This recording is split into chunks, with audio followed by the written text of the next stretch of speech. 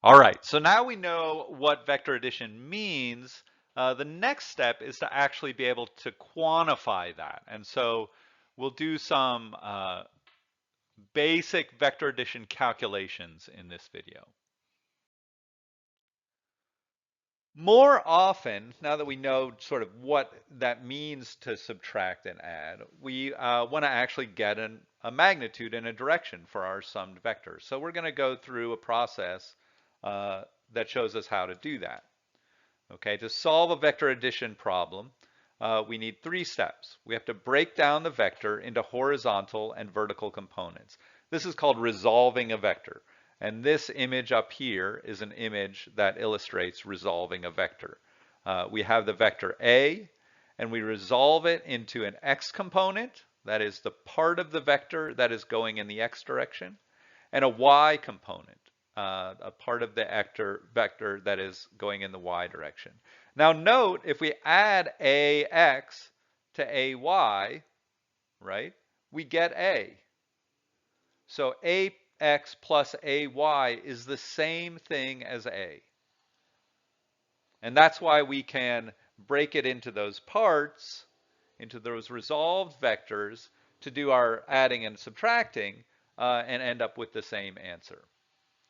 So we resolve our components, and then we add the components separately to find the components of the summed vector.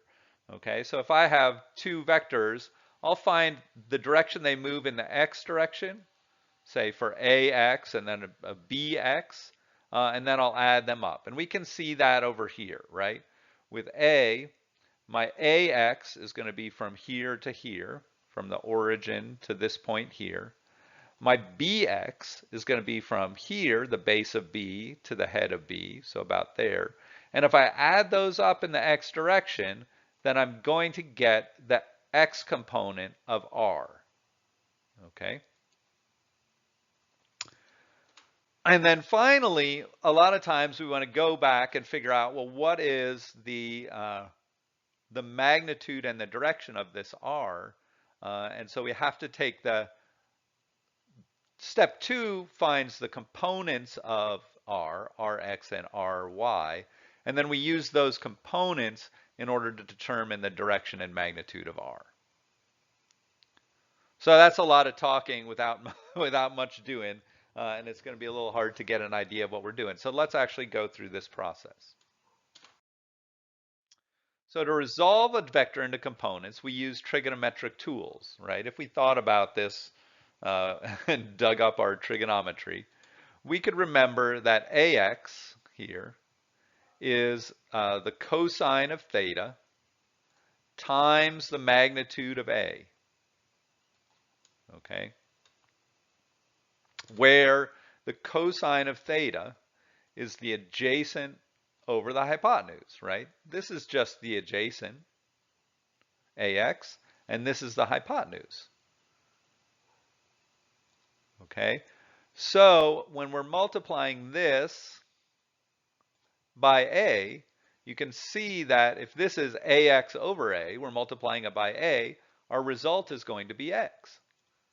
Okay, so it's a relatively straightforward trigonometry problem, but it's really easy to get them mixed up. So I like to go back to a lot of things I guess you all learn in high school. I didn't learn this in high school, but I like it a lot. The so and the ka, right? What is cosine? It's the adjacent of the angle over the hypotenuse. And sine so is the opposite over the hypotenuse. So if you can remember so and ka, you'll be able to figure out which values to use when you're finding out your sine and your cosine. In other words, if I have a theta here and I want to know x, I want to know the adjacent, and so I want to use the cosine because that's the trigonometric function that uses the adjacent segment. Okay. So in our image here, vector A represents a person, let's say, walking 53 meters in a line 20 degrees north of east. So here our x-axis is going to be our easterly direction. The y-axis is our north direction. So first we need to resolve these vectors if we're going to add that to B to find out where the person ends up in the end. So to resolve A into components, we take our equation for the x component, which here is, remember, so and ka, right? We want the adjacent to this angle because we have this angle. If we had this angle over here, then we'd want, this length here, and that would be opposite, okay? But then it would be 70 degrees rather than 20. But in this case, we want the adjacent of 20, so we're going to use cosine. So it's A, the magnitude of the whole vector, multiplied by the cosine of theta. So 53 times cosine of theta, and we get this number here. And always check your numbers, right? So here, just looking at this triangle, I know that AX is going to be larger than AY. So if I make a mistake and I find that AY is actually larger, then I know I have to go back and fix things. So again, just keep your head in the physical part of the problem as much as you can. So we do the same thing with AY. Here we want the opposite, which would be this segment right here. And so we find 53 times sine of 20, and we get 18 meters. And as we suspected, this segment is considerably shorter than this one. Now we would need to do the same thing to find B. If we want to find the vector R, we need to know A and B as resolved components. And so in this case, to find the x direction, again, our angle is in the same relative place. So to find our x direction, we would want ka, our cosine, okay? And we would want so, the sine, to find the opposite here, which would be by. And here we would expect by to be larger, right? So is that what we find? 30 meters for by, 15 meters for bx. Okay, it looks like we did our math correctly on this one. So we resolved both of these vectors.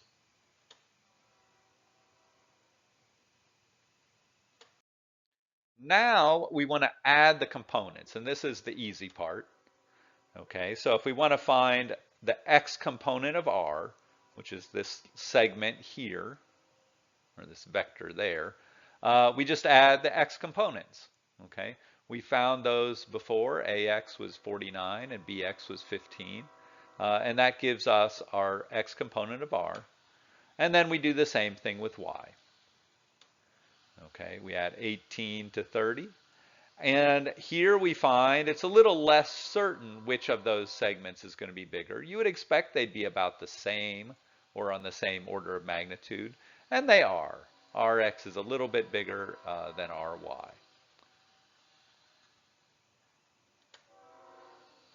We can write this as simply as this. We can write Rx equals 65.2, Ry equals 48.4 m. That defines the vector. We can also write it as coordinates. So sometimes you'll see a vector expressed this way. So these are the two components of the R vector.